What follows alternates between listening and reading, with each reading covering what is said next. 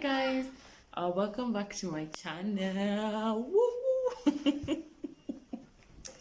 Okay, so today's video is going to be a solo video. It's going to be about lessons that I learned in 2019.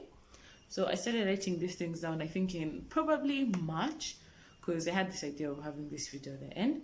So if you're new to my channel, my name is Mwenda Kituma. I'm a plus size enthusiast who proves that plus size people are beautiful, wonderful, and important. So I usually upload videos, 2 videos in a month. So today's video is all about lessons I learned in 2019. Don't be afraid to ask. I think as humans, we usually are afraid to ask for help, ask for guidance, ask for support, ask for advice. But I learned that if you don't ask, very few people will volunteer to assist you. And no matter how simple or simple something might seem, if you don't understand, don't be afraid to ask. Ask why, ask when, ask how, and get clarification. So don't be afraid to ask. The second one is your struggle or failure does not define who you are. So there's this thing I mentioned in another video that I shot. It reaches a point when someone goes through so much failure or struggle, they become part of their identity and they don't know how to live without the struggle. So I wanted to tell you that does not define who you are. Yes, you can fail. Yes, you can struggle. But all you just have to do is just try your level best to move past the failure and past the struggle. The only problem would be if now you let the struggle become your identity. Once it becomes your identity, it's difficult to let it go. Number 3, push yourself. Push past the fear, past the pain, past the disappointment. Push yourself to greatness. This will be in collaboration with the first point I said. After you ask for help, you need to push yourself. No one is going to push you to greatness. There are very few people who have people in their corner who are pushing them, motivating them to go towards whatever they want. But for as long as that does not come from within, no matter how much everyone around you tries to help, it will not work. So push yourself, especially when you feel like everything is going wrong and you're trying something, maybe it's career-wise, or it's with regards to your talent, or with regards to investing. Push yourself. It always gets better just after it becomes worse. So push yourself. The fourth one would be learn multiple skills. I learned that we're moving from an era where one person can actually just have one skill to an era where you're required to have multiple skills. You need to know IT, you need to know a bit of marketing, you need to know about sales, you need to know about branding, you need to know about PR, you need to know about manufacturing, production. And this is not only restricted to professional life, even personal life. So how do I present myself? Communication skills. How do I communicate and give off a good representation of who I am? That's public relations. How do I get myself to situations and opportunities that I have and be able to utilize them well? Marketing and sales. So at the end of the day, learn multiple skills. Yes, have your core skills that you learn at school, but also have talent. What is your talent? Learn that and grow it and make it work. What other thing interests you? What is interesting to you? Learn that. What does the world demand of you? IT. Learn it. That's it. Then this one was told to me by my friend. Stop the mentality of saving the world by yourself. And this would be, if I can put it in a nice way, a situation where you put everyone else's needs and everyone else's wants before your own. So you become the suffering servant. So stop that mentality of trying to save the whole world while putting yourself in a bad place. So ideally, do what's best for you. Work on you. Then when you become a person or someone who can now be able to change the world, you can. But don't start with the mentality of saving the world. You will lose yourself in the process. And once you're lost, it's a wrap. The sixth one, invest in yourself. Oh my God, I cannot emphasize this enough. Invest in yourself. When I mention invest, it doesn't necessarily have to do with financial investment. That's another point that is coming later on. But invest in yourself emotionally. Make sure as a human being, emotionally you're fine. Whatever is eating you up, or those issues that you might have been carrying for a long time, sort them out. Invest in yourself. Psychologically, make sure your mental health is at its prime. At any point in time, self-love, self-worth, and mental health should always be your top priority. The other one, you know your strengths. I remember I mentioned in another video, the SWOT analysis. Once you have done the SWOT, you'll be able to know, how am I using my strengths to utilize the most opportunities, and which weaknesses and threats am I going to, what is the word? Reduce, so that I can flourish as a human being. So invest in yourself. Mentally, physically, I forgot, physically, yes. Go to that gym, do that work, eat healthy, sleep enough. Emotionally, psychologically, financially, invest in yourself. Then, this is my favorite one. Number 7, don't be afraid to say no. So there's this culture we have, like, this will tie in with the mentality of saving the world. So someone will ask you to do something, and you know, deep down inside, you cannot be able to do it, but you would rather die than for you to say no. So stop that mentality that I can't say no. If something is beyond you and you cannot be able to do it, it's okay to say no. No one is going to victimize you. No one is going to make you feel bad. So don't be afraid to say no. So point number 8 would be, think categorically, not emotionally. Oh my God. I read somewhere that Sagittarius are the most emotional human beings you'll ever meet. And I'm a Sagittarius. So no, let's be serious. Think categorically, not emotionally. It's very easy for your emotions to get in your way when you're trying to make life decisions, or in situations where you feel threatened or you feel uncomfortable. So at that point in time, be able, or just try to separate your emotions and think categorically. The decision I want to make, will it impact me positively, or is it going to impact me negatively? Is it something, a spur of the moment decision that is made because of how I feel, or is it the right decision? And at that point in time, something I'd like to add, do not make a decision when you're angry, when you're too happy, or when you're sad. If you have a life-changing decision, please do not make it impulsively. If at that point in time it feels too intense, take a breather, take a day, think about it, then make your decision then. So think categorically and not emotionally. Yes. Number 9, don't fear failure. When I started 2019, failure was something I really feared. I really feared failure. I felt like if I failed, it meant there was something wrong with me. I took it so personally. I needed to change who I was. I needed to rebrand. I needed to change so much, until I realized the greatest people fail, but the only difference between us and the great people would be, once they fail, they take it as a lesson and they move on. So don't be afraid to fail. It's okay to fail. The only problem would be for you to wallow in your pain and your failure and to camp and live there. That does not mean don't take time to process the failure. Take time to process, but then take too long and move on. The next one, self-love is important. I feel like I'm going to write a song about this. Self-love is one of the most important things you'll ever meet in your life. Self-love will take you through your failure. Self-love will take you through your struggle. Self-love will help you to be able to push yourself to greatness. Self-love will help you to learn multiple skills. Self-love will help you to be able to think categorically, not emotionally, because at the end of the day, you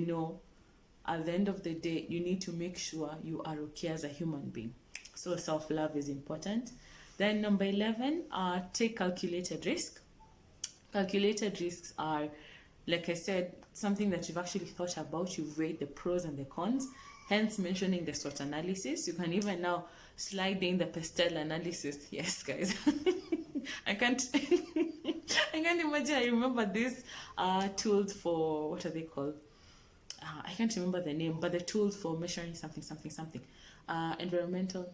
I can't remember the real heading, but if you're able to take calculated risks, you'll be fine. So you'll know, this is what I want to do, but before I get there, what am I doing first as a way to get there, as opposed to just waking up one day and be like, it's over.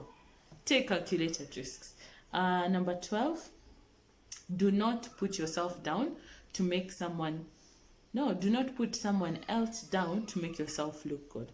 I think I've mentioned this over and over again. If the only way I can shine is by putting someone else down, there's something very wrong with me. I remember when you're in high school, we were being told, my star shining does not stop your star from shining. And I'd like to add an ending to that. Your star shining does not stop my star shining, but when our stars shine together, we even become brighter.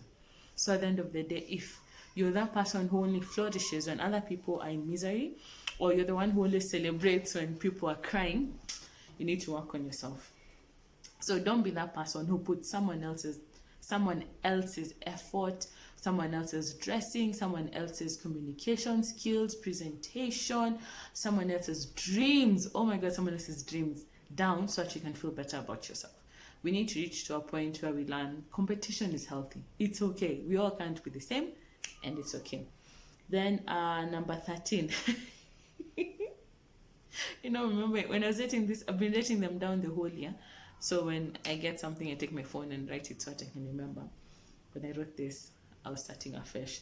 Number 13, don't be afraid to start afresh. It is painful, but it's worthwhile. So when I was writing that, I was meaning, don't be afraid to reach to a point and try something very new, something that you don't know, or for you to reach a point and say, yes, I'm a toxic human being. I need to clean and get my act together. So let me start afresh. And let me tell you, it's very difficult to start afresh. It's very painful because you see, at that point when you're going through changes, your environment is not changing with you. The environment is changing either opposite to how you're changing or against you, or it's slower than you. By environment, I mean your family, your friends, and the external environment. So it might be very painful and uncomfortable, especially when you're trying to get rid of bad habits. But starting afresh is worthwhile. But there's something I learned. Don't start afresh each and every time you meet a challenge. That's something I saw when people talking about self-love. The new hype for self-love, it means you take away people who are toxic from your environment and such. And then it reaches a point, we don't know how to resolve conflict, and you're alone when you're 50. So don't be afraid to start afresh, but don't start it each and every time. Be able to work through your conflicts. Number 14, work through your conflicts. Don't run away from your problems. I can give you. When you run away from your problems, it's like they meet, they get married, have triplets, who have cousins, so the problem moves from this small to this big. So when you have a problem, take some time, address it, no matter how painful or uncomfortable it makes you. Once you're able to overcome a problem, that is it. But immediately you sweep it under the rug, it will grow, and now it becomes a real big problem. And all of a sudden, you can't solve it by yourself. You need help. So that would be, don't be afraid to walk through your problems and your challenges. Number 15, invest your funds. There's a difference between saving and investing. This was told to me by a friend. Investing would be putting your funds in a venture that would earn interest more than sitting in a savings account. So a savings account would give you a fixed term that you'd actually earn. But investing, there's a risk that you might actually lose all your money. But there's also a risk that, risk can be positive or negative. There's also a risk that you might actually make more. So my friend mentioned there's a difference between investing and saving. So save your money, yes. Have a portion of your income that is saved for a rainy day. You never know. Nothing in this world is certain. But also have a portion of your income that is going to make money for you as you sleep. So divide your income into expenditure, income for saving, and income for investing. That's it. I feel like I'm a financial guru. I'm far for it. Number 16. Oh my God, this is so true. Not everyone deserves to know everything about you. Let me say it again. Not everyone deserves to know everything about you.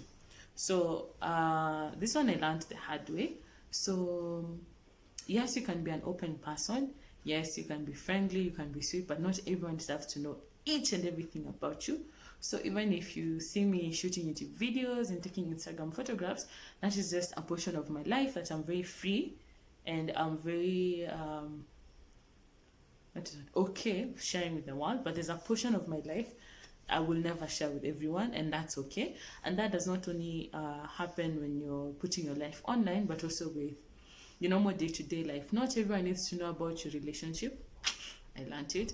Not everyone needs to know about your education. Not everyone needs to know about your work. Not everyone needs to know about your mental health struggles. Not everyone needs to know about your addictions. So choose wisely. Those who know are those you are 100% sure you trust, and those who will help you, as opposed to sitting down somewhere and celebrating in your downfall because it makes them look better. So not everyone deserves to know everything about you. Number 17. Move silently, make goals, smash them, and clap for your damn self. Yeah. This one will tie into the point I just said before. So when you're trying to do something or achieve a goal or certain objectives, move silently. It's easier. I learned that, but it's so much easier when not everyone is in your business. Everyone knows, oh my gosh, she wants to try this. So you don't have as much opposition. Move silently, set a goal, smash it, clap for yourself, and move on. That is important. Number 18, it's okay to be alone at some times. This was so scary for me. I remember staying alone was a bit difficult because I would be in my thoughts, I'd start thinking, overthinking, and what? Until I read somewhere, if you're afraid to be alone, there's something that you're afraid to face that is within you. So it's okay to be alone at times. So most of the projects that I've done in 2019 were products of being alone. Starting this YouTube channel was because I was working alone. Pushing myself to have other things that will not be mentioning is because I took time to be by myself and thought about it and planned. So it's okay to be alone at times. I'm not telling you to be alone and cut everyone from your life, but I'm telling you it's okay to have me time that will be used for thinking on how you improve your brand. Number 19, don't guilt trip yourself to do things. So this would be oh my god, especially with friends or with family. So maybe you said no the first time. Remember I mentioned don't be afraid to say no. Then now maybe they're asking for something, then you said no, then it all blew up in their faces and it didn't work. So you say from then, if they ask for anything, I'll always say yes. No. Only say yes when your intuition tells you to say yes. If it tells you to say no, don't say yes. So don't guilt trip yourself. So now don't say, because I said no last time and they crashed and burned, when they ask me, I'll say yes. No. Don't guilt trip yourself into doing something. And then number 20, your first answer is always your true answer. I don't know why that works for me. So when someone asks you something, you don't necessarily have to be always politically correct or socially correct. If that is what is true for you, I believe that's it.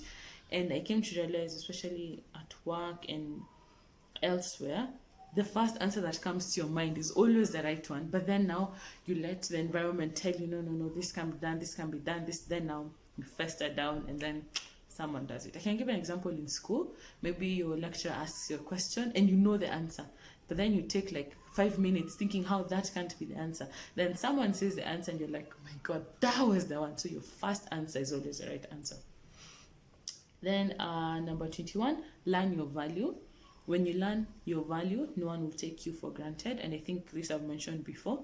Someone can be able to tell when someone hasn't learned what their true value would be. So people will take advantage of that. So learn who you are. SWOT analysis, guys. Understand yourself and learn your value. So once you learn your value, you know what you stand for, you know what you won't stand for, you know what you will take, how far you will take things, how far you will not take things. So learn your value. Then number 22, I think. Don't settle for less. This is tied in for learning your value. It's okay to ask for more. It's okay to negotiate for more. It's okay to dream for more. It's okay to demand for more. But you should also be willing to work for more. So work for more than what you have right now. And when you work for that, don't settle. Let me tell you, being comfortable is very easy, and it is so hard to get out of the comfortability bubble. So don't settle for less and work for more. Then the next one, take yourself out for dates. So yeah, this one I do a lot. Just pick a random day. I came up with the idea, you have a bowl, so you put restaurant name or places you've not visited and you like to visit. Then you just pick one, and that is where you go. So you can set up within a particular budget, within a particular time, particular day, and you just go and just ask yourself, how are you? How have you been? If there are things that you need to work through at that point in time, work through them then. If you need to rest at that point, but don't be afraid to take yourself out for dates. And then number 24, trust your intuition. I have learned that in 2019. When your intuition, you call it intuition, you call it your gut, I call it my guardian angel. There's a feeling you get deep inside. You cannot explain why, you don't know how it got there. But when your intuition tells you something, please trust it. It can be with regards to particular people you think who are for you, but they're not for you. It can be with particular situations, like you want to do something so bad, but then it never keeps working, so you get so mad. Trust it. You may be praying for something from God over and over again, and even getting mad, why am I not getting it? But trust your intuition. It means most of the times, whatever you're asking for, it's not the right time, or it's not the right place, or maybe you're not ready. So trust your intuition. Then lastly, finally, woo! Celebrate your successes, all of them, no matter how small. We've reached to a point where we only feel we should celebrate big things such as, yes, I graduated, woo woo, yes, I got a job promotion, woo. Those are the things we feel like we should celebrate. But I'm here to tell you, celebrate everything. Today, the whole week, maybe for example, I have an issue waking up. The whole week I woke up on time. Celebrate that. And I think that's the only way you'll also motivate yourself to be able to move to greater things. So celebrate the small wins. I woke up on time, I'm not late for work, I passed that assignment, I mended a relationship with so and so. So celebrate yourself and celebrate your successes. So those are 25 things that I learned in 2019 and wanted to share with all of you.